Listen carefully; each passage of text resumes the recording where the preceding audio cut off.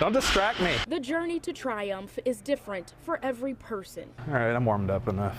For James Spurgeon, it starts in the gym. I mean, if you put your mind to it, you can do it, whatever it is. Whatever it is. For Spurgeon, that was 4 years in the Marine Corps and a transition to civilian life. But what came next was never expected. I was on a motorcycle coming home from work.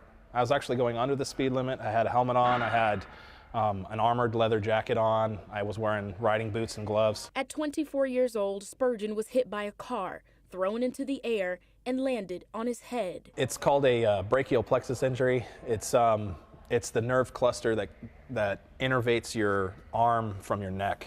And mine were, it's called a nerve root avulsion, which means the nerves were pulled from my spinal cord. He basically has no mobility in his right arm. It's like having a prosthetic arm, basically. And while he can barely move his limb, he can certainly feel it. I have phantom nerve pain. Basically, it feels like my arm's on fire, in a vise with knives being stabbed into it. Every second of every day.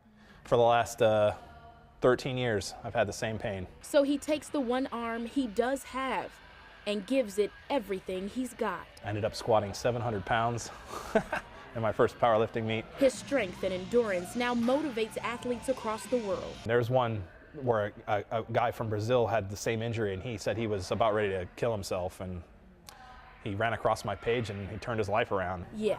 So when James Spurgeon says you can do anything you put your mind to, he means it. And I always thought that was kind of corny because, I'm not, what about physical limitations and stuff like that? You can adapt. Adapt, hope, and achieve, even if you don't have the tools to pull it off.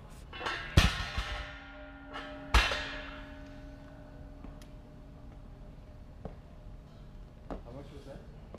90 plus 33, 1, 13.